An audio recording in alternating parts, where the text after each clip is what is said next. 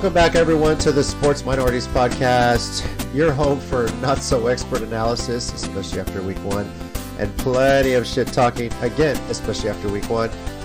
I'm your host, JC, your resident Titans fan who is still trying to find a kicker.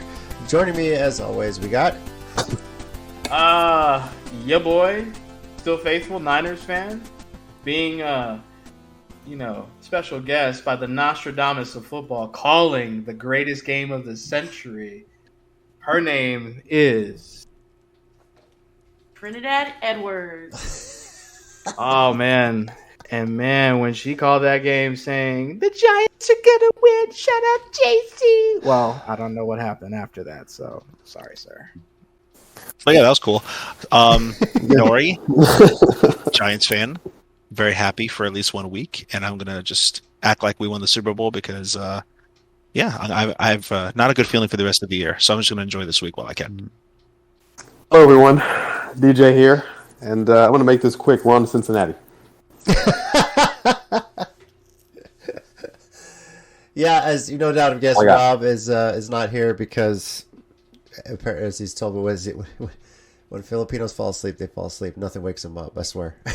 Even at one point, we were watching the afternoon game Sunday. He fell asleep with that recliner, and he was out. But pretty sure he's happy with the way Tampa played. Then again, it was just Dallas, shut him with 3 points, everything like that. So, plenty to talk about in a wild Week 1. Started, it seems, the day before the way college football went, because there were some upsets there as well. So, but let's get right into how Week 1 went. First of all, after Week 1, Chicken Wing had 9 correct picks, so he went 9-6-1. Myself and Nori 8-7-1, and then DJ and Rob at 7-8-1. All of us crazy. After 1 week, we all have a tie, and I just can't understand how the kicking game was so bad, because it felt for a while like we were going to get 2 ties, because it seemed like nobody wanted to win Pittsburgh versus Cincinnati. So, Chicken Wing, we'll start with you. Our usual recap. Any pick that you regret on the first week? I regret that you have to speak. That's what I regret. Oh, isn't that my turn? No. Go ahead, Mike. Yeah, go ahead. My fault. You can fuck off, all right? Being the only team that hasn't scored a touchdown in the first week, fuck you. Anyway, hey, Brett Maher's our leading scorer. You shut your fucking mouth. All right. Go ahead, Chicken Wing. I regret nothing. Nothing? Absolute nothing. All the picks were educated for a reason. And unfortunately, the Niners lost because rain. Because they based the Reigns down in Chicago, right? So y'all lost because Justin Fields is that guy. That's why y'all lost. Here, sir. Okay. Jimmy G is going to take us to the promised land. I said it before the season started. Like you hate Jimmy G. No. That don't matter. Oh all right? God. It don't. Taking us to the promised land.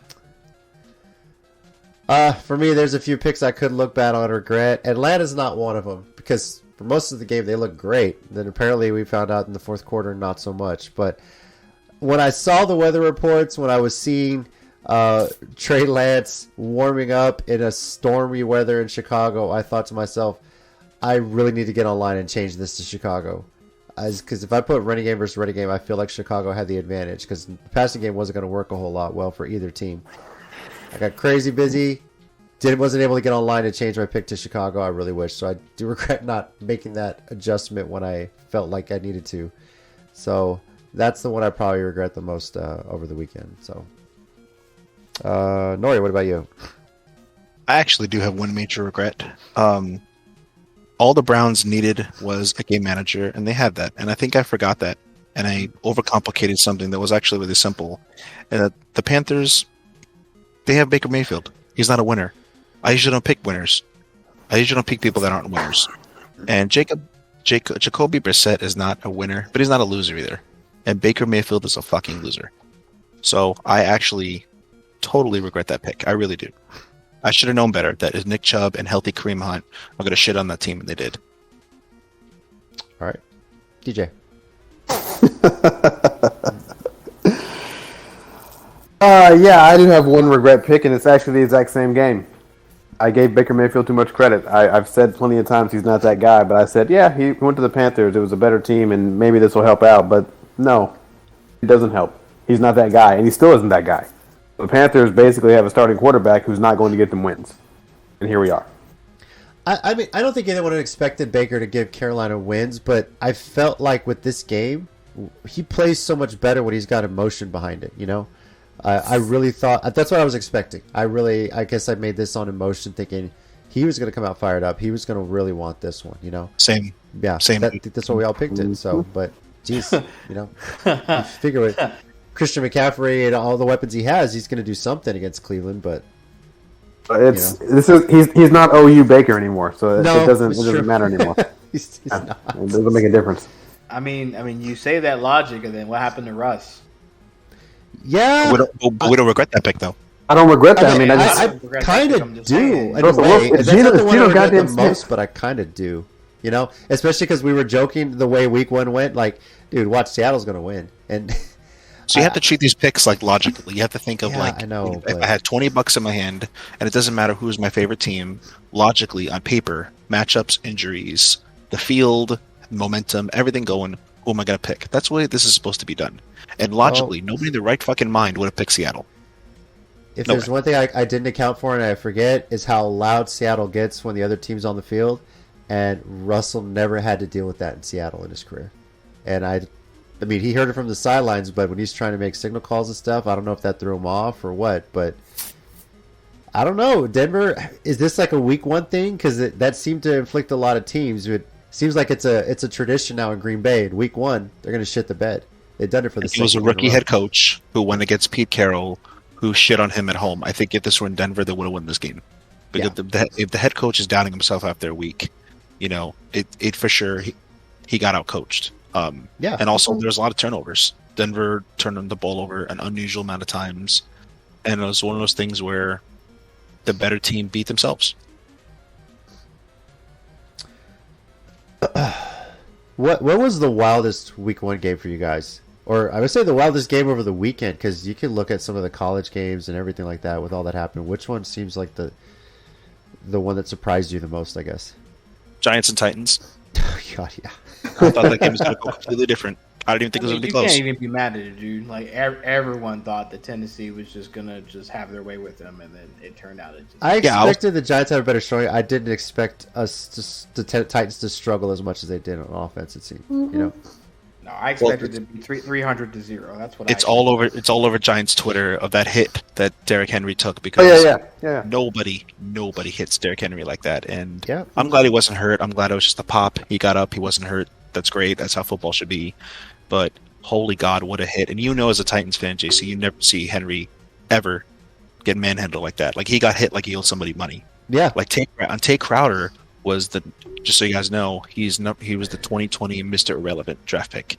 So for him to do that and get that shine on the New York stage, that's fucking got a lot to prove, right? So all I was looking for in the Giants game, even if they missed a 2-point conversion and they lost whatever, then like I was so proud of all the improvements from last season. We had run blocking. Pass blocking wasn't that great, but it was better.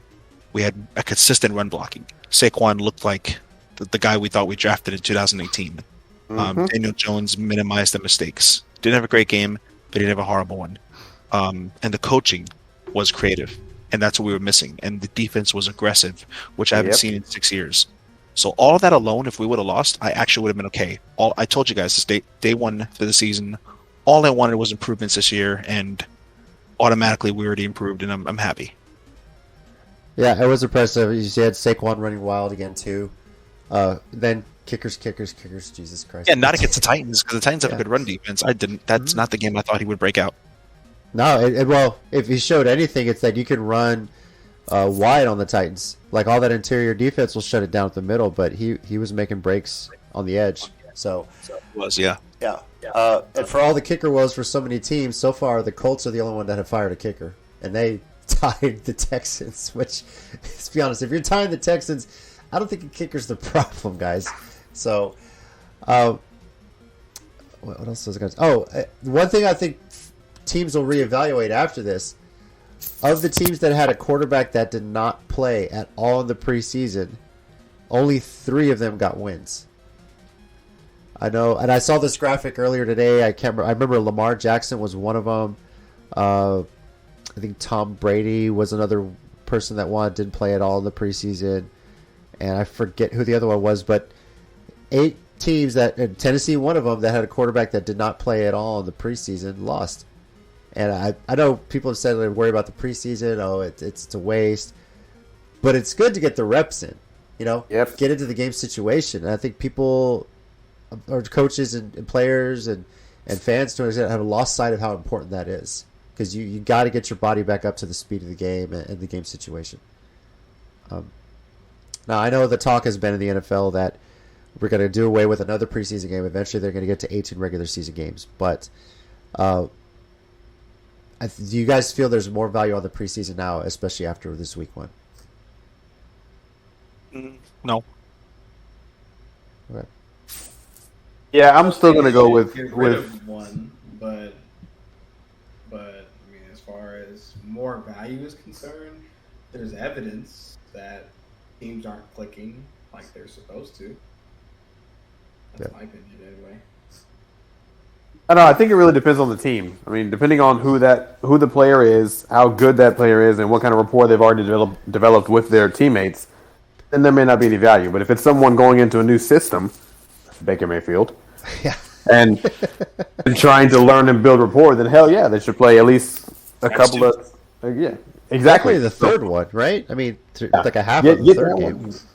I mean, I don't say play the whole game, but first and second quarter, get some reps in, get it going, and then go sit down for the rest of the game, something like that. But I mean, Baker Mayfield, he looked off, and so maybe that improves if he actually played in the preseason. I think there's just something about jumping into the deep end with team and camaraderie. Like, no matter how much talent you have, look at the Olympic team where LeBron and Melo and Kobe, they lost that the year because they weren't used to playing with each other, right? Mm-hmm. Like, you have to.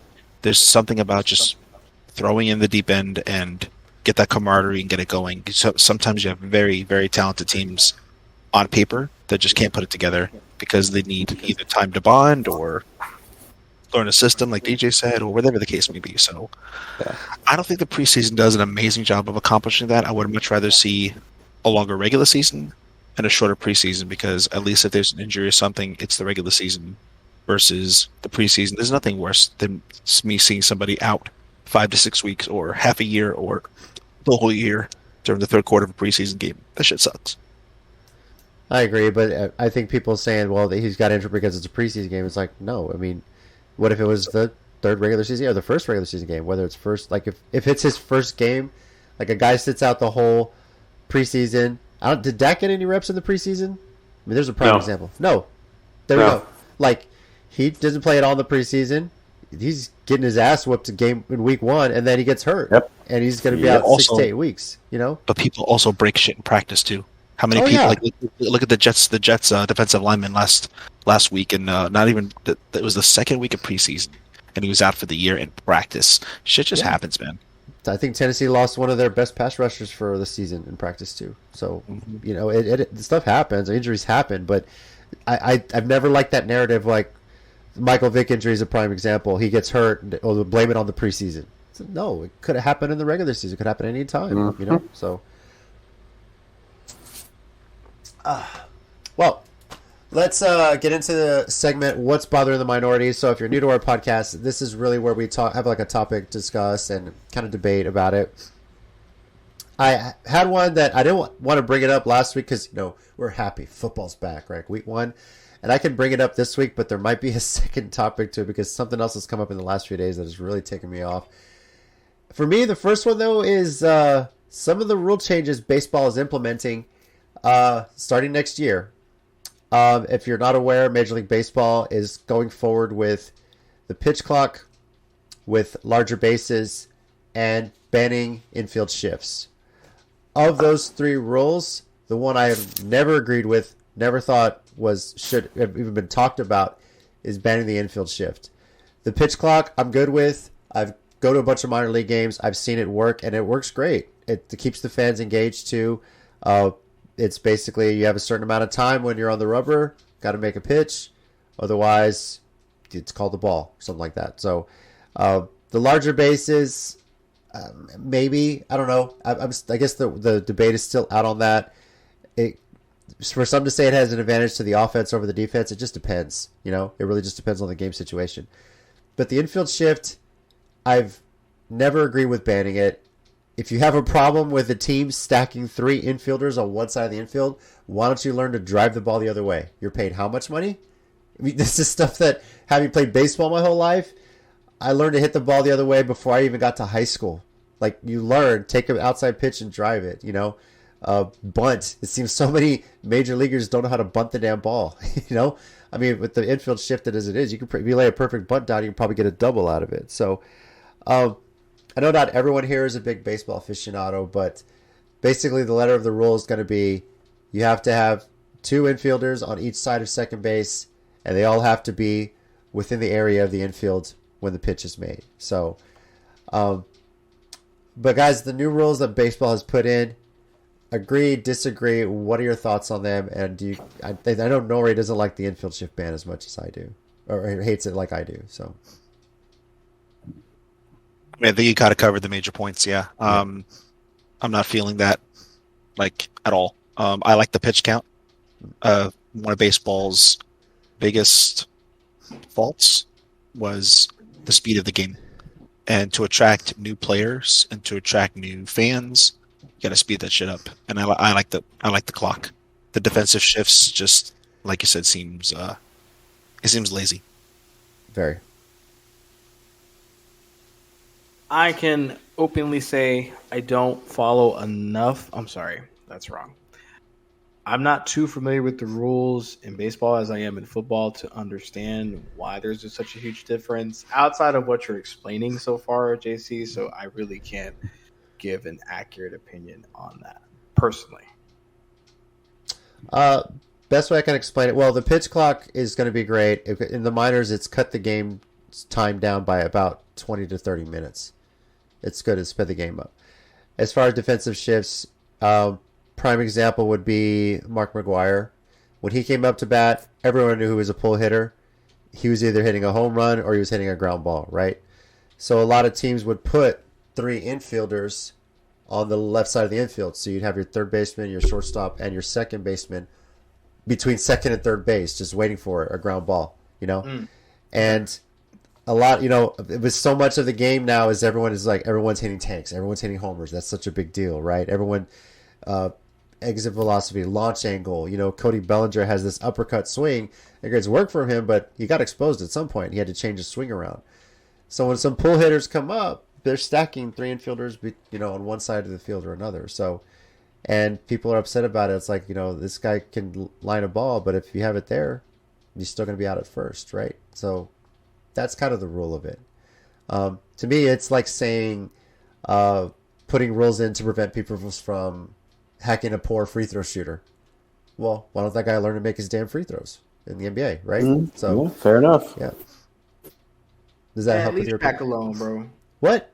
Leave Shaq alone, man. That it wasn't just Shaq. It's not like he was the worst one. So. Jesus. I'm like.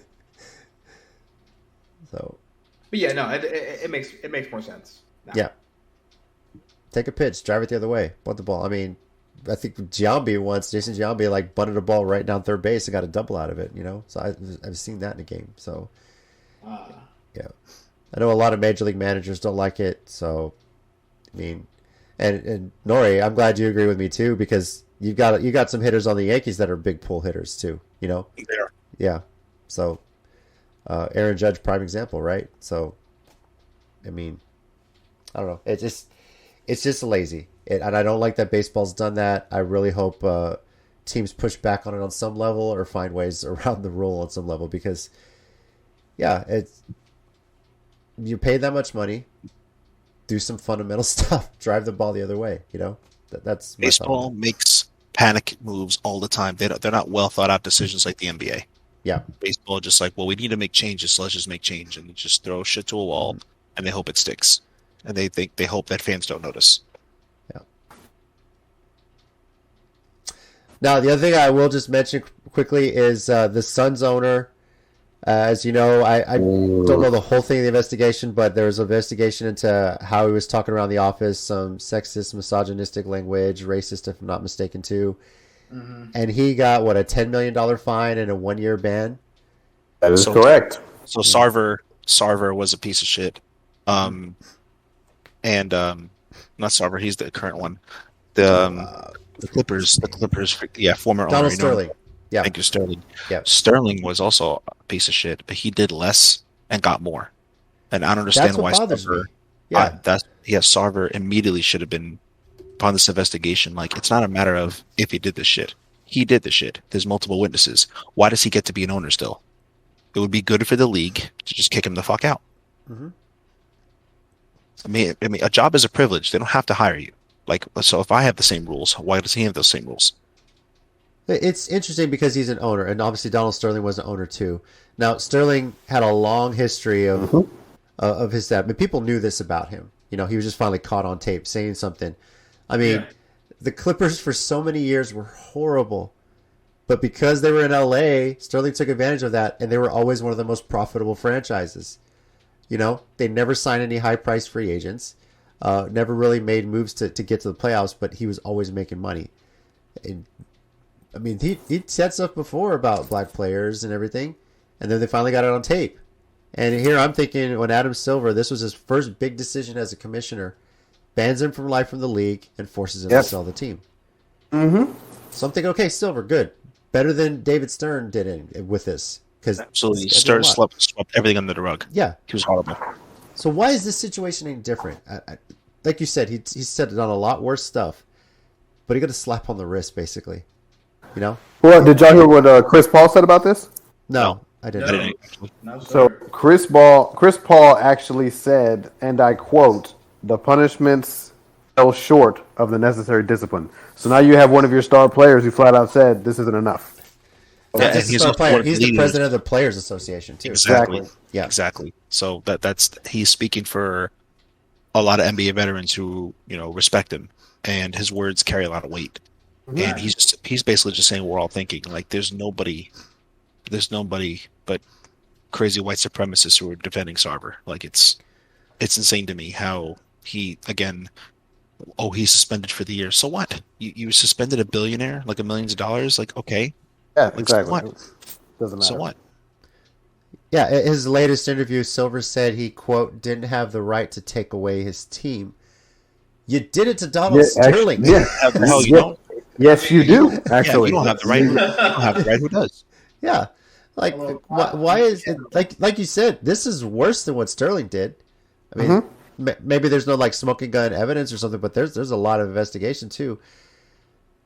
Why? Why are you more lenient on this situation? What? You know, you think all the technology that comes out, more and more recordings are getting caught, and you're just like, you're thinking you're just not being watched. Like, come on. Common sense would say, shut the fuck up, unless you're like in a controlled environment. You know what I mean? Because you're gonna have your closet. You know, not to say racist, but you know, people are gonna have opinions about people. That's just the inevitable, right? But at the same time, it's just like, why would you say that around people you don't know or you don't trust, or an environment that you're not 100% secure in? You know what I mean? It blows my mind that, you know, they sit there with that dumb look on their face saying, well, how did this happen to me? Type of thing. I don't know. Maybe it's just me just kind of overanalyzing. No, it's arrogance because they're used to things like this. They're used to getting caught and then getting a slap on the wrist. So if you know that you could essentially just do whatever you want, you get a slap on the wrist. You're not being taught not to do it anymore. Yeah. That's exactly what this seems like. You're a billionaire and you got fined $10 million. That's chump change to you. It doesn't. Oh, pennies on the dollar. Do you think Sarver has a lot of friends and like fellow owners that kind of had a play in this? Yes. Yeah, because absolutely. Everyone hated Donald Sterling. Like the owners were like, this was political. Absolutely. This was somebody who had pictures of Silver and cross dressing or some shit like. You know, or how many other owners in the league are doing this too? That if Sarver lost the whole team, maybe he threatened to expose the rest of the league for some of the other stuff. The NFL owners are the same way. It's a good old boys club. They all protect each other. Yeah, they all protect each other, man.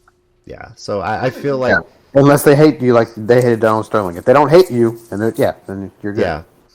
So, Jerry Jones has got his little crew that he hangs around with. That's not shocking. just not, yeah. So, They all back each other up. So so it's disappointing to answer your question. The ruling, but not unexpected. Actually, no. Let me take that back. It is unexpected from Silver because I really like him and I think he's the best commissioner in sports. But this was a big fuck up. up until now. Now I'm not so sure. No, this was a big fuck up. This is his big fuck up. He handled the Donald Sterling situation perfectly. This one, not so much. Now, I don't know if there's just no hard evidence, if he's basing this fines off like allegations. Maybe their investigation didn't turn up a whole lot. That's the only reason I could think of why. Like maybe he's doing this to put him on notice, right? They're all allegations right now. There's no hard evidence, potentially. That I can understand, but I don't think you find somebody $10 million for hearsay. yeah, but They have $10 million to this guy is like, I don't know, But they have $100 to us. You have to legally, if you're going to legally find somebody millions and millions and millions of dollars, money we'll never see. You have to have more than just hearsay. So they have something. They're just kicking under the rug. I guess, yeah. I disagree with Nori because if they had hard evidence, then an example would be made out of. Point blank, period.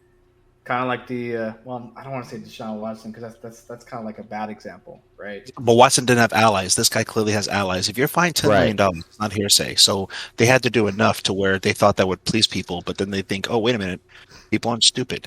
You're finding a billionaire $10 million. So $10 million is a big statement to them. Oh, for sure. Are you thinking like Ray Rice, where they did the suspension and then the video came out and they tried to expand? Is like maybe something similar to that? Something like that, yeah. Because at first they were like, okay, well, I mean, we don't have anything yet. We don't know anything, so we'll definitely give you some sort of suspension. And then when the video came out, oh, peace out, boy, you're done. Well, they tried to suspend him longer, but then the Players Association fought it. It was like double jeopardy situation, right? So Sarver has much stronger political allies, like DJ said, than Sterling does. For sure. That's why but there's enough to justify $10 million. So to me, if there's enough to justify $10 million, there's more. Yeah, in my opinion, there has to be. So it's almost like this was a plea bargain kind of thing. Like, this is your slap on the wrist. This is your one warning. You do anything like this again, you're gone. So, but I hope this serves as a warning to not just him, but the rest of the owners, both in the NBA. I mean, Sarver, not just the Suns owner, he's also the owner of the Phoenix Mercury, a WNBA franchise as well. So. And while they're technically separate leagues, they still do work together, by the way. So this hope serves. I mean, if someone else does this in the league, or there's other evidence of it, Silver better bring the hammer down, no matter who it is. So, but this is a step back in his tenure as a commissioner. So, I agree. Yeah, very very much so. Oh yes, I agree with you on that part. Yeah. So overall. All right, you guys ready to get into week 2 of the NFL season? Yes. All right, let's do it. So our pick order for this week is going to be the order of how we finished the previous week. So Chicken Wing will pick first, followed by me, JC, then Nori, then DJ, and Rob, if he were awake, would be picking last. So fortunately, he won't be here to give his picks. Now, as always, the picks we're announcing is as of now.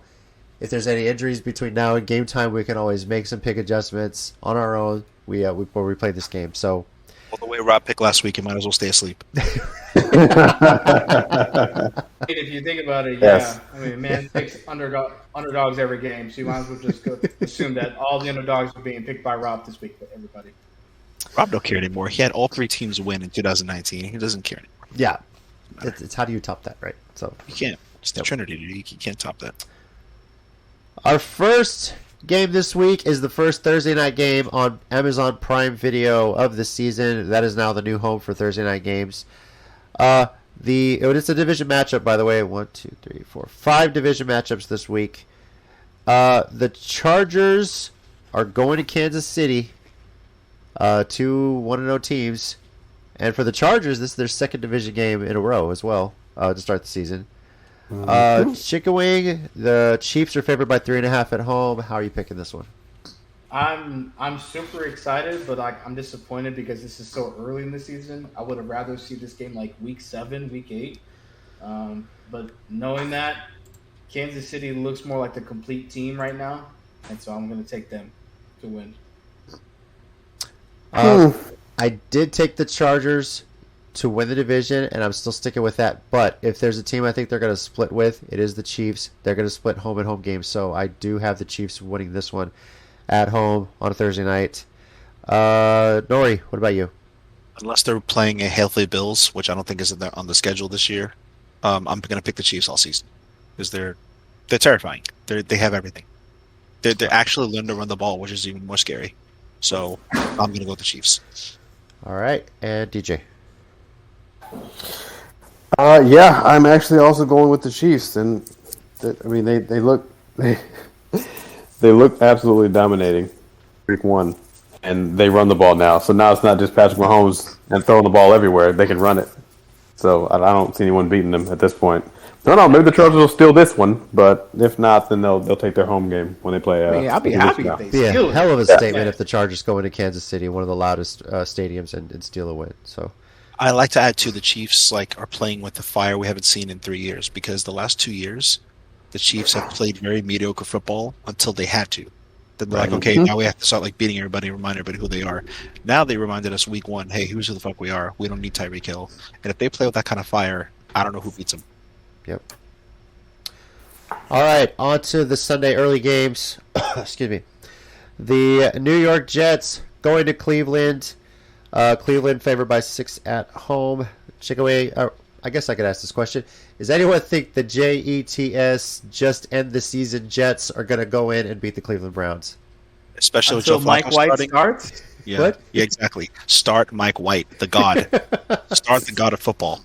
I mean, I'm not going to agree with Nori on the god of football, but yes, Mike White is definitely clearly a starter over Joe Flacco. I don't care what anybody says. All right. I think he's a direct descendant of Rico. So it depends on the starting quarterback, but as it stands right now, we're all going with Cleveland. Yeah, we're going with the Browns. But I don't. For sure. As long as Flacco is starting, then fuck the Jets. Bro. I trust Jimmy Brissett much more over, to make it simple, right? I trust Jimmy Brissett, Kareem Hunt, the Browns defense, and that guy Nick Chubb, he's kind of good too. Yep. Even Donovan Peoples-Jones, him and he's a up-and-coming receiver. He's good. More than anything the Jets are doing right now. I think we posed this question when we got together for week 1, but I'll kind of adjust it a bit. So when we were watching the Sunday games, we said if Brissett goes 11-0 and before Watson comes back, do you stick with Brissett or do you put Watson in? You got to put Watson in. You look at all the money you gave him for no other reason. No, if you ride the hot hand, dude, you ride the hot hand. No, Watson's contract is only $1.1 million. Who fucking cares? Yeah, roll with the hot hand. No, stick with Brissett. If your team's going 11-0, and you're going to try and disrupt that by bringing in a rapist. If I put in $240 million to somebody and gave up 4 or 5 first-round picks and also just pissed away all my integrity, I'm going to start that guy. I don't. Y'all forget Watson's contract is only $1.1 million. I get that. No. This year, it's a cheap contract. This guy that's getting paid less than the backup right now. Well, Mike, at this point, he hasn't will not have played any NFL football in a year and a half. At a certain point, you got to rip off the Band-Aid. And if you're at 11-0, you could afford a loss too. Well, okay. I don't know, man. I don't know. I disagree. I think the magic number for Brissett is 9 wins. If he goes into Watson's return 9-2, you have to stick with Brissett. If he goes borderline, but I feel like if he's going in and he's got them rolling, like they're beating teams, if they're leading the division, they're one of the best teams in the AFC. Why would you disrupt that? There's no way. Makes no sense. I would stick with Brissett. Yeah. Here's how I'm going to look at it. No, that wouldn't make sense because he's the hot hand, but they've put so much money into Deshaun Watson, and clearly they don't care about integrity. So at this point, if you're going to bring him in here, just put him on the field. You obviously don't care what anybody else thinks. How about this? You start a playoff game. You win 11 games. Yeah. Now you lose a couple here and there. Now you're like 2-2 in your next few games. Do you think actually Jimmy Brissett gives you a better chance of winning than Watson? No. You got to start warming Watson up. At that point, you bring him in. After a couple. No, he's got to warm up. He's got to play. He's got to get in there and take some hits, move around. He looked terrible the preseason. He looked like shit because he hasn't played in a fucking year. Imagine him now playing in that year and a half. You got to throw him in. You invested too much, way too much. Yeah, I don't know. I guess we'll cross the bridge when it comes. I don't know if Cleveland's going to be at that point, but it's worth I think debating. they're lucky if they go. I think they're lucky if they go 4-4, 4-3 with Brissett. But maybe I'm wrong. I have nothing against the Browns without Watson. I like them without Watson, actually. Yeah, they were fun to watch. Now it's such a Cleveland thing, right? Sell your integrity, and it would be such a Cleveland thing if Brissett has you undefeated. And then let's just change everything, right? Just the Cleveland way to ruin your season. But one kind of cool thing about this game in Cleveland, this is the first time the center field logo at First Energy Stadium will have something other than just the giant Cleveland Browns helmet. They're actually going to have Brownie the Elf painted at the 50-yard line, so you're going to have some sort of Browns logo instead of just a helmet sitting at midfield or an NFL logo. Not creepy. I don't like it. Yeah. Looks weird. I thought it was the dogs. Dog pound. It's just basically the mascot, so... Stupid. All right, Washington Commies going to Detroit. Chicken Wing, who you got here? I got Detroit. All right, as do I. I really was impressed with the Lions. I thought they were going to pull off a bit of an upset, but I think they can beat Washington. Nori, what about you? Definitely the Lions. Definitely Lions. I think I don't regret at all my pick last week from the Eagles. The game could have went either way. So many of those one possession games. I mean, you guys let me know the last time the Lions put up so many points in week 1. Last year against week my 1? team. Against my team, we were up by 21 points and we almost let them win. No, the Lions, that's right. The Lions That's right. almost beat a complete Philadelphia Eagles who had a great offseason. So that's what, and to me right now, if you put in the East, Washington and Philly side by side, Philly is on paper way better. So that's why I'm super agree with that. that Detroit I agree with that. should take Washington this week. And Hard Knocks. You always got to go with that too. So It's good for a few weeks, right? exactly. DJ, you making this a clean sweep here with Detroit, or? Not only did Detroit put up 35 points, but they looked good. They looked good. Flukes. Yeah, it wasn't flukes, exactly. Yeah. And I don't even fucking like Jared Goff, but he looked good. Yeah, I'm picking the Lions. Yeah. Is it weird to me that Jared Goff looked like he was back in LA and Matthew Stafford like he was back in Detroit week 1? Does it just feel weird to you guys seeing that? No, because Stafford is always Stafford. That man will throw picks as he's ascending to Brett Favre status, bro. He will win games, picks or no picks. He don't give a shit, bro. I like Jared Goff. Him and Ryan Gosling are the same character, the same person. They're married to the same person. So they're both married to Ava Mendes and impregnated her. So I will always root for Jared Goff. Absolutely. Absolutely. I can't follow that, so let's just move on. I can't. At New Orleans, a big NFC South matchup. Now, we might say this could be a game where is ever going to pick, but we know the Saints' history against Tampa in the regular season, right? So if Rob were here, I would be asking if he's worried about this game, and obviously he'd be picking first, but he's not. So, Chicken Wing, who's walking away from this game, which is in New Orleans, by the way? TB12 is walking away with the win. That's it. No questions asked. I'm back and forth on this right now, but I'm going to say Tampa for now. We know how his history with the Saints in the regular season, right? So, but Tom Brady, I'm speaking of, by the way. So, but I'm going to say Tampa right now. Nori? I'm confidently going with the Saints. All right. Because Tampa Tom has not done well since he's arrived there. I don't know if it was Sean Payton that was throwing him off, or is the fucking colors, or I don't know what it is. But I like Winston as a game manager. I like a healthy Michael Thomas. I like a healthy Jarvis Landry. Thank you, fantasy points for that. Alvin Kamara until the law catches up with him. And pretty fast. It might take a while. It's coming. Well, it's not. It won't be for week 2. So as far as week 2, I'm riding with the Saints against Tampa Bay because they've been kicking their ass the last 2 years. All right, and DJ. Is Dennis Allen still with the Saints? Yeah, he's still there. He's got Tom Brady's number during the regular season. He has for the past 2 meetings they've had, and it's it's 2 years actually they've had. Mm-hmm. So yeah, I'm going with the Saints. They still have Tom Brady's number. Nothing's going to change. All right, Carolina going to MetLife to take on the Giants. And I know Nori's feeling a lot better about this game after the Week 1 showing his Giants had. So Nori, let's talk about it. What you got, and how do you think this one's going to go? Normally, I would have looked at the @ symbol, and whoever's the opposite side of the Giants, I would have picked them. But the fact that they're finally living up to the preseason hype that they haven't in the last 2 years, I think they could beat the Panthers. I think they're better coached. I don't trust Baker Mayfield. I don't think he's even that big of an upgrade over Daniel Jones, as much as people thought that. I think if they keep it simple, if they run the ball, I feel like if we could contain Derrick Henry, we could definitely contain McCaffrey, and Tannehill is a far superior quarterback than Mayfield. So I feel like if we could beat the Titans, if the second half Giants show up, we're going to kick their ass. If the first half shows up, GG's, thanks for playing. Right. If this ends up being just like it was a Week 1 anomaly and Week 2 they look horrible, you feel like the season's done for your Giants?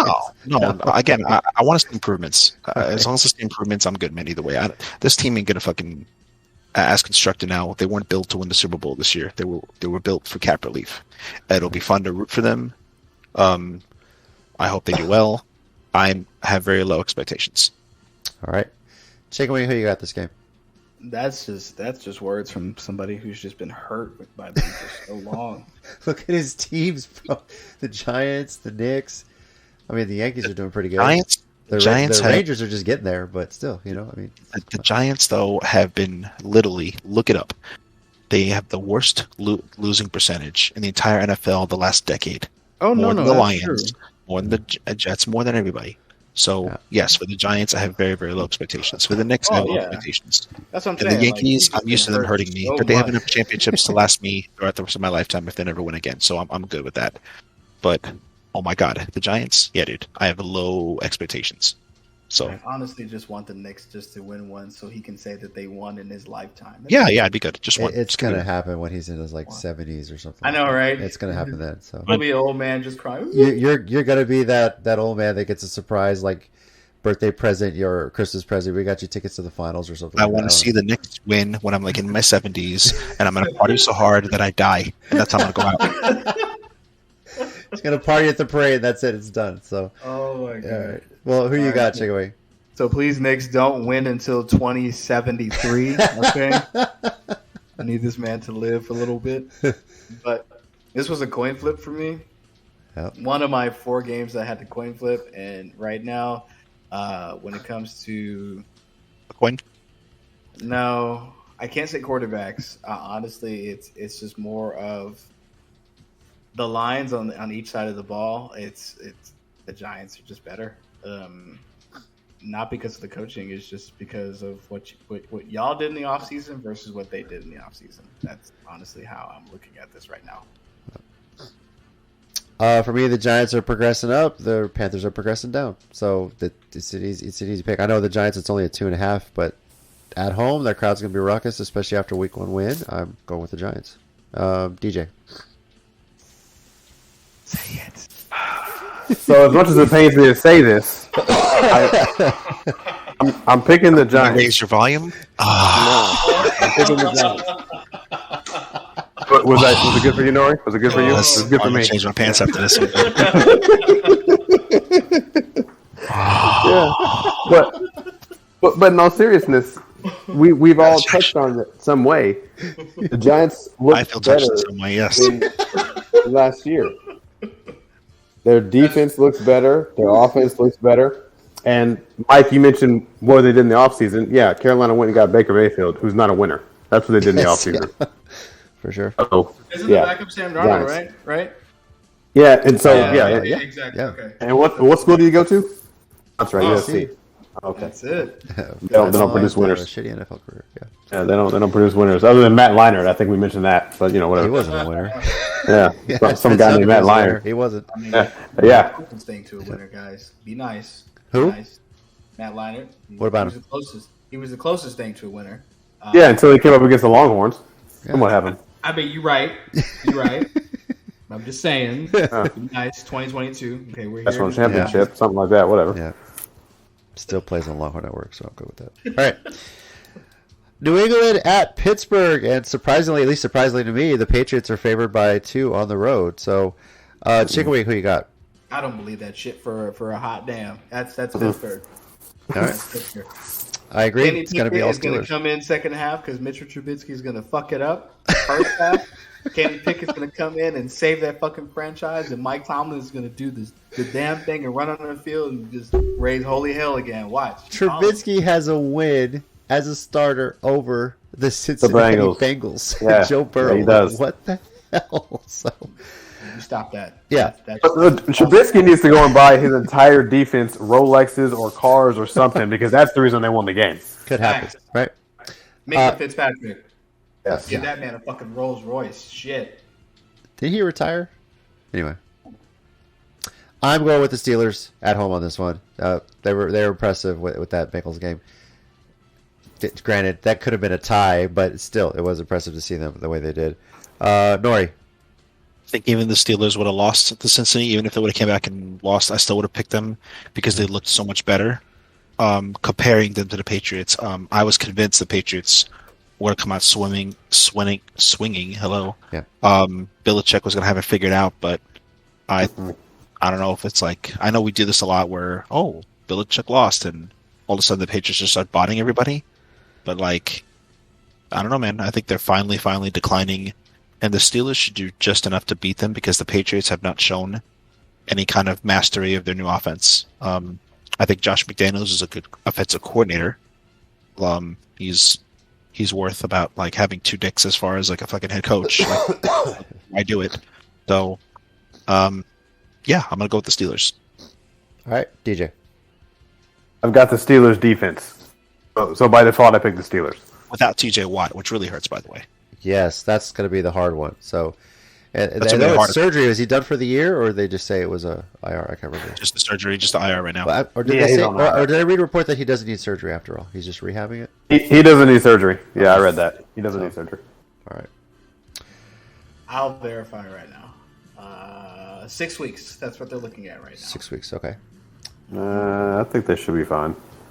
The Colts are going to be playing their second straight division game, and they're going to be heading to the place where they haven't won in a long time, Jacksonville.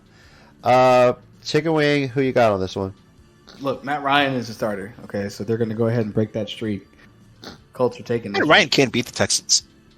Exactly. Yeah, that's not a valid point, Mike. They just finished That tying is the a valid Texans. point, Jimmy. He tied Davis Mills. Let that sink I mean, in. Mike, last week I was First with of you all, on that. Davis I was Mills is legit, gentlemen. Okay, don't do Okay, that. relax. Don't do Relax. that. Yeah, but Houston's All right. not. I just don't get it. So.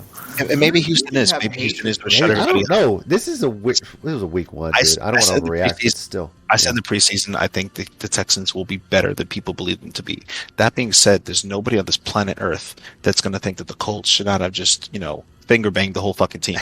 Like, No, you're they were right. better offensive Yeah, line, I- better defensive line, better everything. And the fact that they tied them is fucking sad.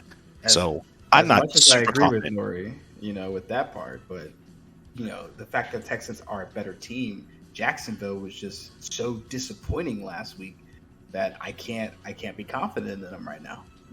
And Jacksonville plus, almost beat the Washington. I was going to say that was a close game, wasn't it? Yeah. it was a close game. Yes, it was a close game, but in the first half, it was just a shit show for Jacksonville. Like A lot of I don't teams know were what shit happened. shows. The Giants were a shit show in the first half. Say, yeah. Yeah. So They were one score behind like the whole game. No, my man. who, We were down no, 0-13. who else was a shit show? The Saints. Weren't the Saints playing Atlanta in the first half? They were a shit show. Then they came back. That game was a shit show. So yeah, It's a I mean, shit show.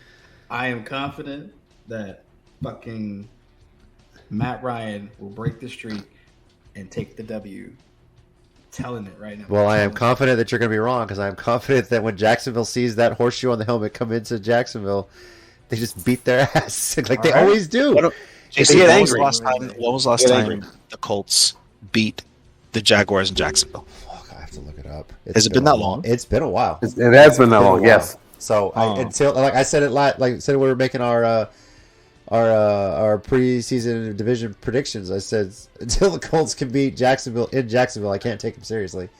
Their season was on the line last year there, and they didn't pull it off. So I'm going with the Jags at home against the Colts.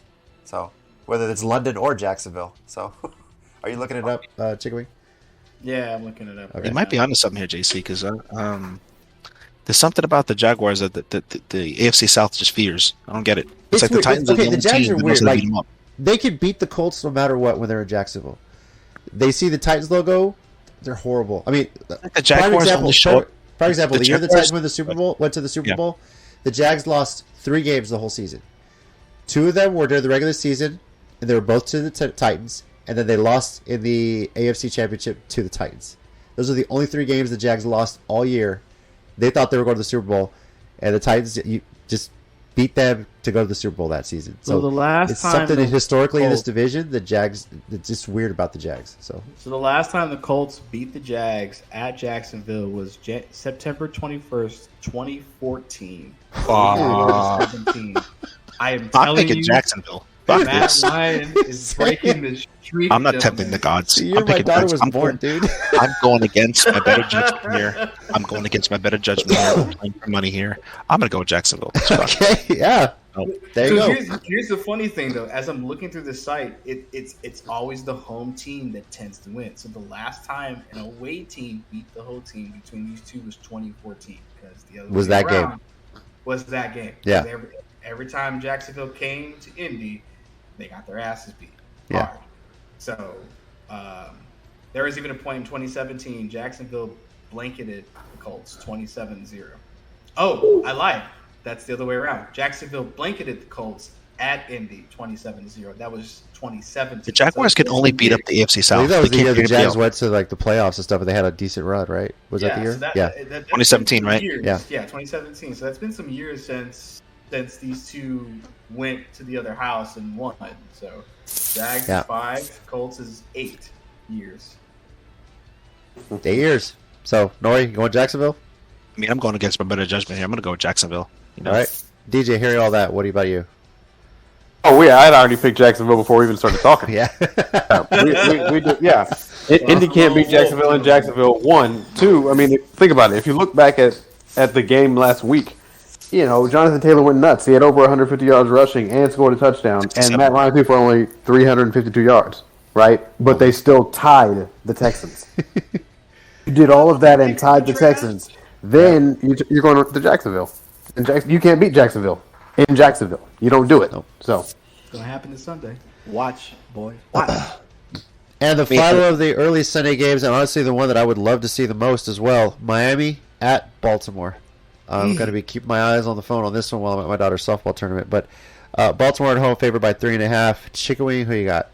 Man, this is the second of my coin flip game. I have 4 of these this week. Yeah. DJ doesn't know. I was telling the guys I have 4 games I couldn't pick. Like, I looked at him, I was like, fuck. Really? So, this one, I'm going to trust my gut. I'm going to go with the home team on this one, using JC's logic. Baltimore. Because logic. Because logic, Baltimore at home. I said Lamar Jackson, I think, is going to... It's either going to be him or Josh Allen for the MVP of the league. So, I'm... And Yeah. and Duvernay, thank God I drafted Duvernay. him. Whatever. He's black. Hook 'em. He's giving me points. That's what I need. So, yeah, I'm going Baltimore. JC, what's going to Duvernay go? What's going to Texas, Duvernay go to? hook 'em. Oh yeah, hook him, Duvernay. hook him. Yeah, going Baltimore on this one. No doubt about it. Nori. I'm going with the Ravens too because the Baltimore Ravens have been consistently great, and as much as I'm a fan of Miami, I would love to see them do great. As much as I really believed in Tua, I'm still not seeing any greatness out of Tua. All those fucking weapons he have, they didn't look that spectacular in beating the Patriots. I'm going to go with the Ravens. All right. And DJ. I still know that Miami's going to win their division, but they're not beating the Ravens in Baltimore. All right. On the Ravens. On to the late Sunday. You What? think Miami's going to win the division Yeah, that's what Yeah, I he picked. picked it preseason. over the Buffalo Bills? Did they change divisions? No, No, he that's picked the it. division. He picked it when we Yeah, talked we about did divisions. that. He picked it. So Yeah, I picked Miami to win. he was the only one that picked Miami. Buffalo's gonna Everyone look else as picked good as Buffalo. He they picked did. Miami. I'm in so week sorry one. for not making you feel bad last week instead of that. I'm sorry. I feel like I'm missing a step. I'm so sorry for not mocking you earlier. Forgive me for waiting for this long. What are you thinking, my man? He I believes in think he has him on Tua. a tiebreaker. I'm thinking I'm thinking chaos is what I'm thinking. I see that, my friend. I see that. I'm a madman. That's what I'm doing. Well, I mean, it's not as Indeed. far as listen. This will never be as far fetched as Rob's Minnesota pick from last season. Okay, Fair enough. Yeah. Fair enough. I'm just saying. I don't know what the fuck Rob. He made the picks while he was borderline kidnapped in the backseat of your car. So he just threw shit at the wall and hope it stuck, Mike.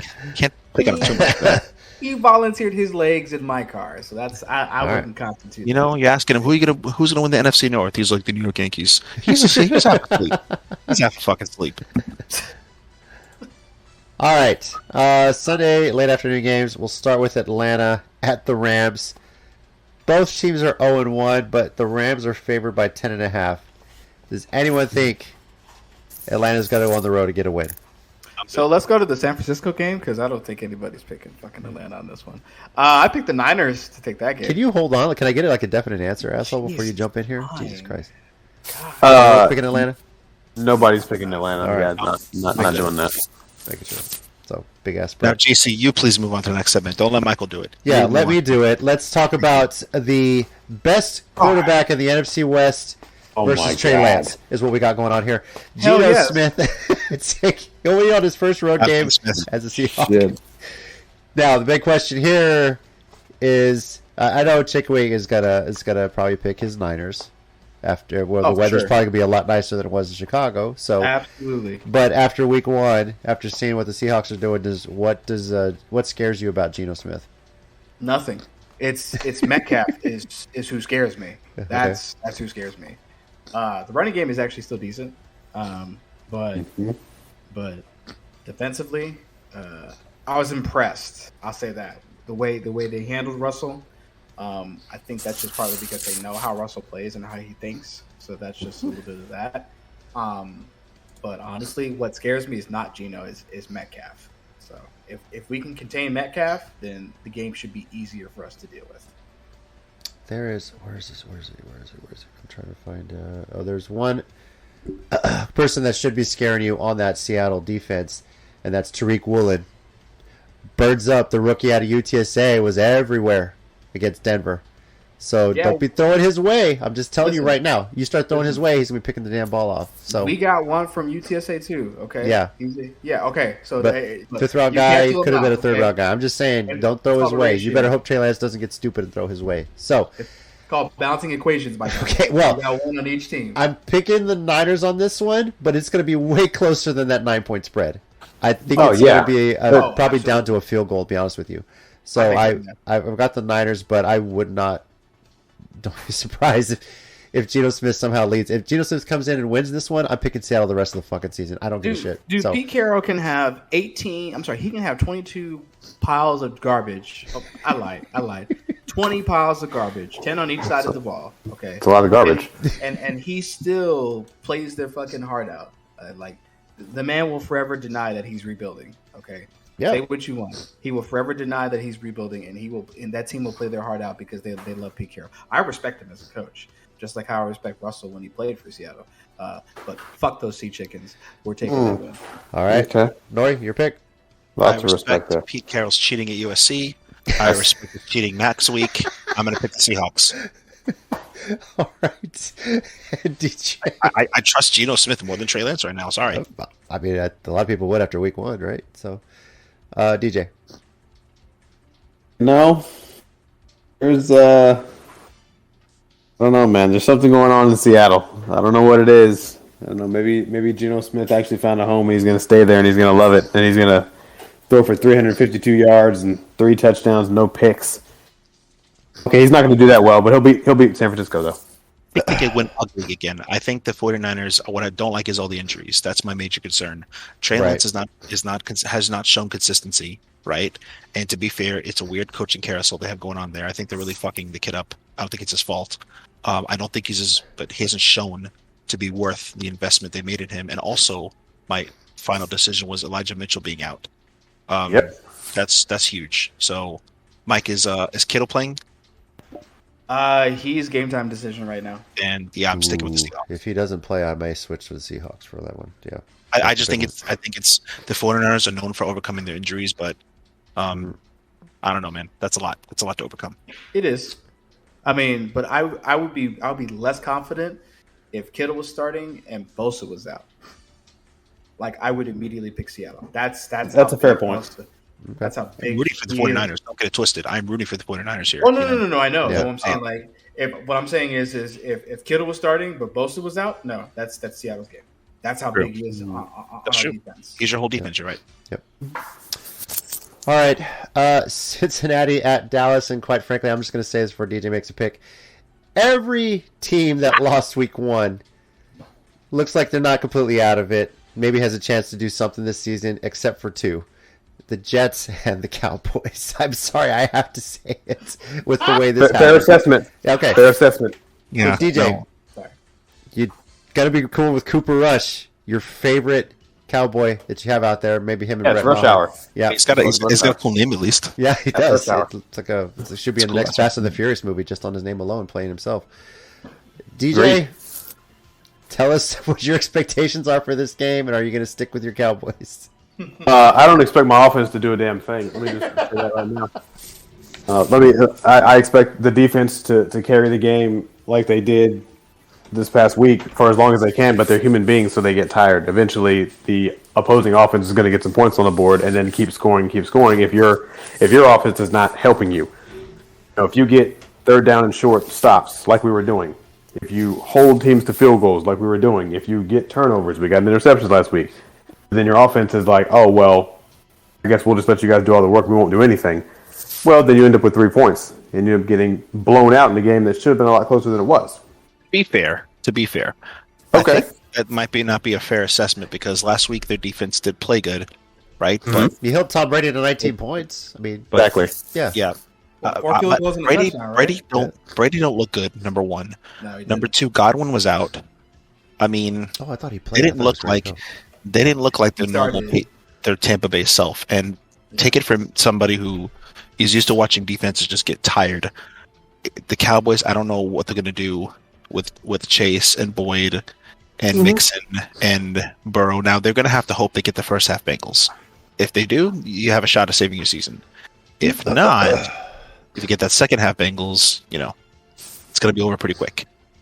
That actually is the point I was going to make, because the chance that we have, and it's a very, very, very long shot, is that Joe Burrow decides that he, I don't know, just wants to throw to Jamar Chase, to whether he's double covered or triple covered or single covered, or if he basically gets pressured. He did get sacked 7 times last week, so all that money they spent in Cincinnati for the offensive line, maybe they should get a refund. Yeah. Right. Because Joe Burrow is doing the same thing he did last postseason, which is getting his ass kicked every single game. Now he's winning the game, unlike last week, but back 7 times. He had 4 turnovers, I think. And then he had another fumble that they got back because it could have been 5. So the one silver lining, if you will, is that Micah Parsons has shown that he can get to the quarterback no matter who the quarterback is. Sacked Tom Brady 2 times last week. So if our defense can, steal a few possessions here and there, if special teams, Kevontae Turpin decides today's a good day to run back a kickoff or a punt return or both, then we've got a small chance. But because our offense isn't going to do near what Cincinnati's offense does, I'm picking the Bengals. Yeah, is anybody even going to give Dallas a shot in this game? Because I'm not. No. Too many injuries. If they just lost, like last year when they lost to Tampa Bay, they were fully healthy and they were clicking. Dallas lost their left tackle. They lost so many of their defensive line. They gave away Amari Cooper for a used condom. Like, it's fucking crazy how. As a division rival, and as much as I hate their obnoxious fans, it is really sad to watch them get jerked around, their fans get jerked around year after year after year for the lack of incompetency that is the Dallas Cowboys. And then it's funny, but it's not funny, We'll sit back and count his money anyway because we keep paying to go do these things, so it's fine. He's a businessman in that respect. Go ahead. So I have 2 questions for DJ. The first question is who the hell is y'all's backup to Cooper Rush? Oh, what's his name? Will Greer, I was going to say, yeah, Will Greer. I remember hearing that name. West Virginia. We'll call him semi-star. I wouldn't call him superstar, but semi-star. All right. So same scenario. If Cooper Rush, I don't see y'all winning this one. Okay, so I'm just gonna get that out the way. Yeah. But if y'all win the rest, if y'all win out while Dak's out, You keep Cooper or you sit him? You signed him for $54 million for 7 years. For 7 years? Well, see, listen, it's funny you asked that question, Mike, because if Jerry Jones, and this is not a conversation that you want to have and put out in the atmosphere because you don't want quarterbacks with the shit in their head, but Jerry Jones basically said, well, this reminds me of the situation where Dak Prescott took over for Tony Romo. Basically, Tony came back, and Dak Prescott was like, oh, well, I'm the hot hand, and Jerry's like, yeah, Dak's doing good, so Tony, I know this was your job, but we're going to keep you out. You stay on the bench and come off the bench. So basically, Jerry has already said, hey, if Cooper Rush is doing well, Dak, you come on back, that's great, but there's a headset over there, put that on, and you back up Cooper Rush. That's basically what he said. So, do you think they're done with Dak? I don't think they are. I think Jerry is because exactly. The delay was Jerry, wasn't the staff. The staff last year wanted to pay Dak before they, got, bent over by a ransom. They didn't pay him. The team, did what it did. Then they paid him, and then now Jerry this season's like, oh, we can't improve the team because Dak's contract is like so big. He literally said that like almost verbatim. So basically, he said in not so many words. They're not he's not having his expectations this season. He really doesn't. No, but he did talk about Dak's contract. He said when one player is a huge chunk of it, it's hard to improve the team. Like that's what he said. So when your owner is throwing your arguably best player, you're supposed to be best player, your highest paid player under the bus. Like I feel bad for Dak in that situation because all the dude's trying to do is play football, and they dicked him over on a contract. That being said, it's bad for the team if the owner is like against you because was just being a cheap fuck. So, yeah, I don't know. Yeah, Mike, to kind of piggyback off of that, you can't galvanize a team if you're basically separating the team when you have press conferences and you start running your mouth because that's basically what he's doing. He's basically saying that I don't have confidence in Dak right now. So the team that he leads, because everyone knows the quarterback is the quote-unquote leader de facto, well, the team he's leading is now hearing the owner say, well, if one player ... So they're like, oh, well, we know it's not us. That's not us as the player, but that's what he's talking about Dak. Mm-hmm. Now you're basically putting divisions in the team. Well, here we're going to side with Dak, and then Cooper Rush comes in. Let's just say he does do well. Well, now you've got these players over here. We like Cooper better. Cooper Rush seems to have better rapport with CeeDee Lamb when it comes to wide receiver quarterback than Dak Prescott does. Mm-hmm. Feel free to look at his 11 targets, 5 of which were just sales. Dak just threw it. Last week, though, because when Cooper Rush took over, he undershot Lamb twice. That chemistry ain't there right now. Not right now. I mean, that's fair enough. That's maybe later. Maybe later. Yeah, I mean, that's early in the season. Like I don't like all the shenanigans from week 1. I don't expect that to be the team's week 8, week 10, week 12, right? Right. And so, yeah, he may have undershot it. It's just because I don't think it's just the chemistry's there. I just think it goes back to that argument. There wasn't enough reps. Once those teams start clicking, yeah, we're really going to start seeing who's playoff potential. Well, yeah, but now Dak's hurt 6 to 8 weeks, and I personally think it's a mistake to not put him on IR the way Jerry is because don't give me this. Well, he's only going to miss 4 games. Bullshit. You might as well take the maximum 8 weeks right now and make sure he's healthy, especially with the money you have invested in him. Makes no sense to try and think about bringing him back early. That's too big of a risk. And that's the thing. Jerry's not doing that because he's like, oh, I you have to know it. Knowing Jerry, how much Jerry loves money, he's thinking, well, I just made this investment in Dak Prescott. I'm paying him millions. If he can get back sooner, I'm going to put him back in sooner because I'm paying him all this money. Versus, 6 to 8 weeks is better. He can be fully healthy. And since Jerry fully trusts in Cooper Rush, which is what he said multiple times, well, then you should trust him to come in here and keep the team afloat until Dak gets back. Exactly. Well, then you should also look at the fact that if he does more than keep the team afloat, and he starts rattling off wins, well, now what do you do? I think because Jerry's he's not a winner, but he's a businessman. So if you know your franchise is freaking out over Dak, you go in there and you start pumping up how great Cooper Rush is. I think there's some strategy that it's more political than it is about him believing in his talent because he has to now oversell the backup because he knows that we're going to be stuck with him for 8 to 9 weeks. Yeah, I mean he's got to sell tickets to the first home game of the year too. So exactly. Yeah. I mean, considering the next game, Cincy, Giants, Commies, second home game of the year. Excuse me. Yeah. Let's see here. What Rams, Eagles, Lions, and Chicago. Honestly, what's that? 7 games. I think Cooper's going to be 2-5. Who is 2 wins? What are the 2 wins? The 2 wins will be the Giants and the Bears. Bears maybe. Giants, I don't know about that, right? Yeah, I don't know about the Giants. I don't know about that. All right. Well, let's move on. Houston at Denver. Denver favored by 10 at home. Would that play a point spread? Can I ask you? Yeah. Is anyone think Houston's going to go into the Mile High City and get a win? Nope. No. I will not be surprised if it happens, but I'm not willing to bet on it. Yeah. No. Okay. Yeah, that altitude's too much. All right. And Arizona at Las Vegas. Vegas favored by 5.5 at home. I think we got to go through this because now, granted, Arizona got some points in garbage time, but maybe it was just the Kansas City effect because they looked bad. But Chicken Wing, who you got in this one? I got Vegas.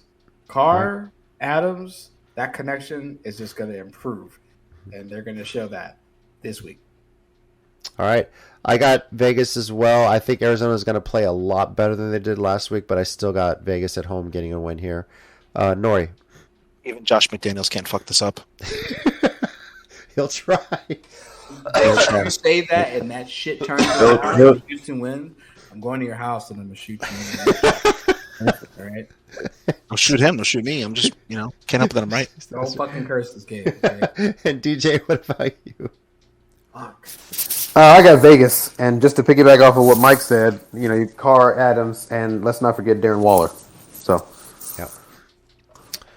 All right, the Sunday night game is a division matchup: Chicago at Green Bay.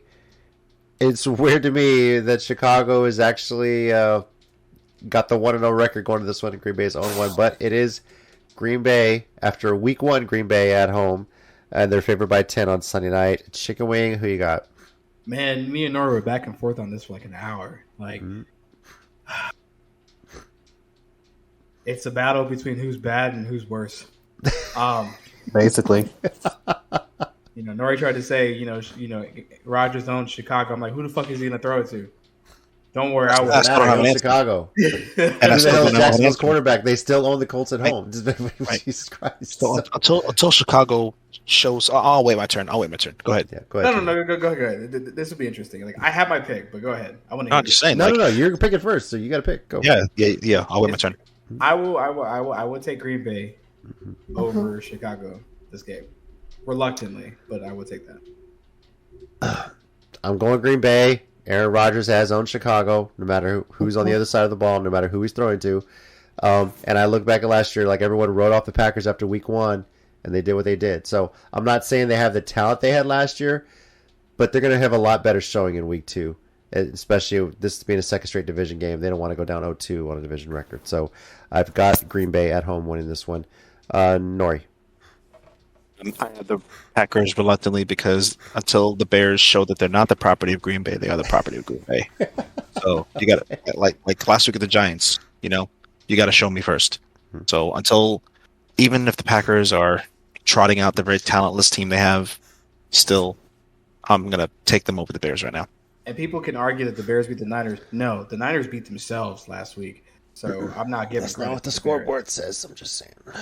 DJ, what about you? Yeah, I got the Packers winning. And Aaron Rodgers will find somebody to throw the ball to. I mean, even if he has to go find somebody off the street, pull him in the game, get a jersey on him. To the Bears players, who knows? Brady. Could be. Okay, don't do that. He's not Tom Brady. Okay. Fucking take Julian Edelman from fucking grocer from HEB and just throw him out there and make him fucking start. Don't do that. The Bears haven't shown us they can beat the Packers, so as soon as they show me paperwork that says we do not belong to the Green Bay Packers, then we can go from there. I got you. But they haven't done that shit yet. All right, Monday night we have 2 games. It's not really a doubleheader because one starts about an hour after the first one.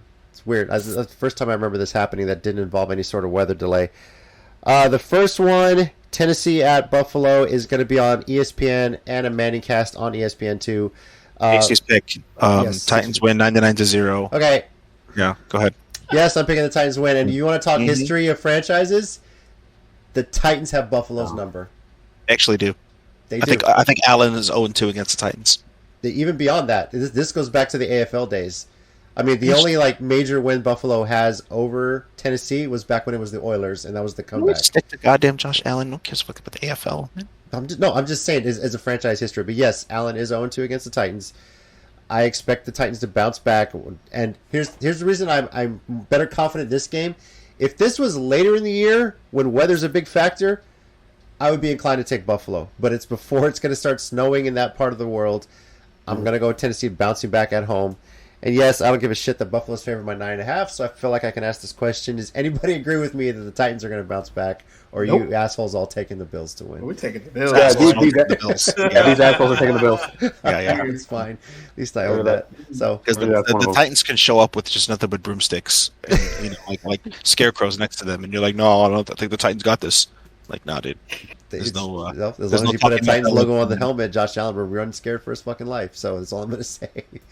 Yeah. So, Josh Allen's winning MVP. This will be one of the statement games right here. all right. Max. The other Monday night game starts at, well, the first one starts about 6:15 Central Time, our time. We're here in Texas. The other Monday night game starts at 7:30 our time. This one is going to be on ABC and ESPN Plus, and that's Minnesota at Philadelphia. One of the more anticipated games, I would say, this week, and quite possibly could be the game of the week. Going, what a timeline that we're in. That the Vikings and Eagles is an exciting game. I said that too. Yes. Too. I was like, Jesus Christ! Like how, when, why? Like I was more confused. How, when, and why? Like all of it. This exactly. epic matchup of Kirk Cousins versus Jalen Hurts. What the fuck is going on? Dude, Who would have thought? So this is how I told Nori. I said, this is literally a matchup of the most complete current team versus the team that had the best offseason by far. And I couldn't pick one. But if I had to pick one, I'm taking Minnesota at Philly, and they're gonna beat them. I'm taking Philly. I think what impressed me the most about Philly is for a while they looked like shit against Detroit. They came back. So the way they suddenly started putting up points, that was scary good. And I think they're going to keep riding that momentum. Minnesota feels like they just had it easy. They caught Green Bay on week 1. So I think Philly looked a lot better, and they got that offense clicking. And it's I don't know if it's going to be as high scoring, but I don't know. I can't figure out this probably might be a shootout. Honestly, now that I think about it, both teams are going to put up a lot of points. But I'm going with Philly on this one. Nori, what about you? I remember watching the game with you guys, the Vikings, and me saying that Justin Jefferson's a top 5 wide receiver. I don't know if he's the best. Well, I ate my fucking words. As he caught for more yards by himself than the entire Packers receivers. So yeah, shit, they're fun as fuck to watch go off. So Yep.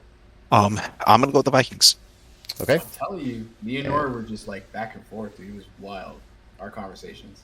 And DJ. Yeah, I'm going with the Vikings. If you want to put Aaron Rodgers and Jalen Hurts side by side, compare accolades, do whatever you choose to do, but Aaron Rodgers has the experience Jalen Hurts doesn't have.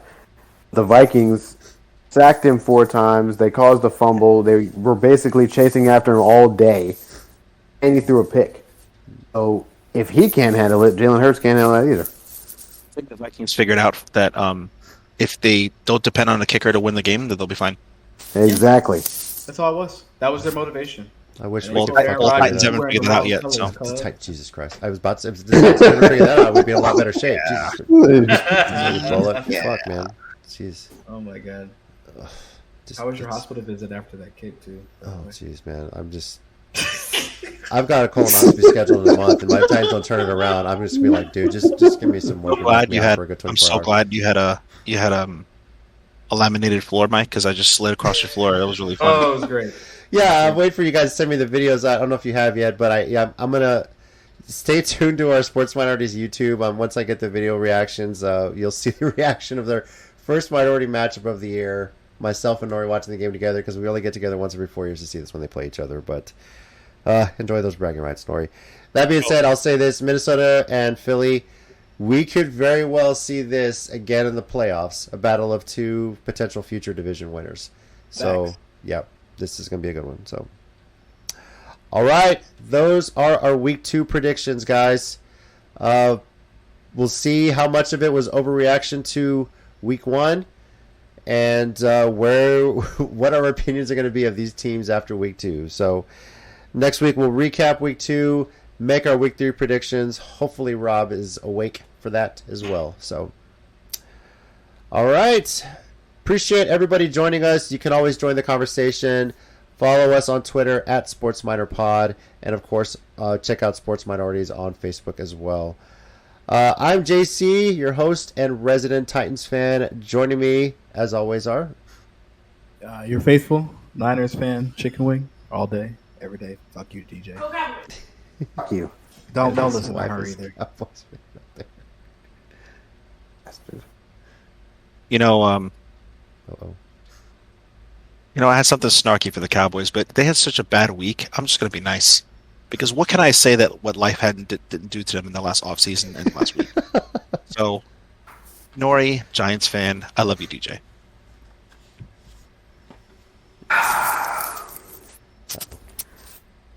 Yes, DJ here. Cowboys fan. We've got a few therapy sessions that are scheduled. We're going to be going to those, and the therapist has already told me not to let them hurt me anymore. So I'm doing my best not to do that. Love you too, Nori. Oh, that's good. That's good. Hey, JC, have you talked to your boss recently? No. No? Well, Okay. not about sports anyway, but I did, quickly about how she won her fantasy matchup over DJ by 0.3 points. I did mention that.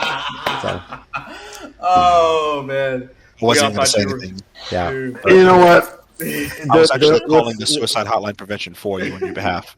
Well, what's worse about it is that wouldn't have happened. Russell Wilson hit Jerry Jeudy in the hands, and he dropped the fucking ball, and he would have picked up 6 yards She was or more. sweating on that, by the way. She told me she was sweating on that damn thing. That play right there. Had he made that catch, MVP, yeah. bro. 16 yards gave him the win, bro. had he made that catch, there's the game, and there's the win for me at least. I mean, Denver still would have lost, I'm sure, because they trust their kicker more than they trust Russell Wilson. But I digress. I will leave you guys with this final bold prediction for the weekend, especially after the chaos of last week where we saw Bama win and drop out of the number 1 spot. We saw Appalachian State knock off yet another Power 5 team. And which, by the way, a little bit of trivia. University of Louisiana, Arkansas State, and Appalachian State have all beaten at least 4 Power 5 teams in their history. Bump them up. All 3 of them schools have beaten Texas A&M as one of those Power 5 teams, at least once. That does my heart proud. Yes. It really does. That being said, with Baylor also falling to BYU and Notre Dame, Jesus, good Lord, them losing. Here's my final bold prediction from you. With all the injuries Texas has, with all the hype they're getting for their showing against Alabama, the Runners are going to walk into Austin and walk out with a win. I believe in the triangle of toughness. It's hard for me to say this. What? But growing up a Longhorn fan and seeing what the Runners are doing, Jeff Traylor's going to have them ready. I think the Runners are going to get a win in Austin. So that is my bold prediction for the college football weekend. And I'll leave you guys with that. Thanks for listening to Sports Minorities Podcast. We'll catch you next week.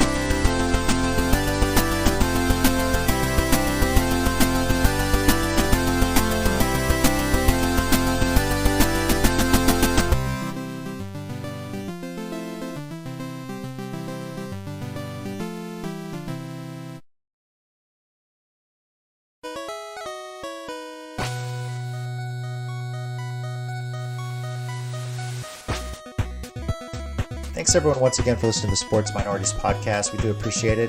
If you want to keep the conversation going, we're on Twitter at Sports Minor Pod and also on Facebook at Sports Minorities.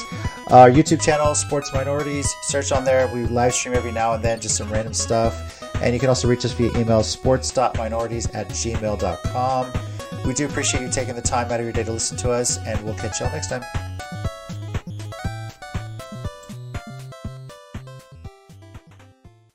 JC, I don't know what you've been drinking. I don't know what you smoked before we started. I don't know if you did both. I don't know if there's edibles involved. I'm not sure. But they're not walking into Austin and getting a win against Texas. Would you agree with me that a 12.5 point spread is way too fucking much for the Runners in Austin? Do I agree with 12.5 being too much? Yes. Do I agree with double digits being too much? No. I don't. I'm sorry. The Longhorns don't have their starting or their backup quarterbacks $50, 12 and a half. We had an injured with the second. Longhorns. They always talk them up. Oh, Texas is back. And then what do? They shit the bed the following week.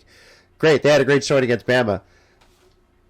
They're going to sleep on UTSA. I'm sorry. They're going to sleep on UTSA. So that same second string quarterback was hurt, and we still kept up with Bama.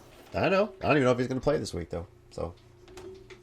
You know what's fucking funny? That makes me laugh is I keep going back to last week and I keep looking at Baker Mayfield. We're gonna kick their ass. It just makes me laugh so much. Like, you're such a fucking hand job. You really are, dude. I like how you brought us back to that. What a fucking because I'm looking at the picks and I'm just laughing at like, you're such a fucking loser, dude. Like, I don't know. Would you rather? You would rather think about how much they fucking didn't believe in Baker Mayfield. They would rather have Watson accused of sexual conduct by 26 women than take a chance on Baker Mayfield. We'll take a guy who might not play for a year over Baker Mayfield. You know how fucking bad that is? I can't stop laughing. We will give him over $250 million guaranteed, and we have you here, but we don't need to tell you anything, Baker, because we don't want you here anymore. And here, Mike White is still a backup somewhere. I know. And if they would have done the right thing, if the Browns would have just saved themselves some money and some draft picks, and they would have just forget about Watson, forget about somebody who might not even play anymore, they should have got Mike fucking White, and they would have just won. But no, the god of football is still not ready to play next week. It's crazy.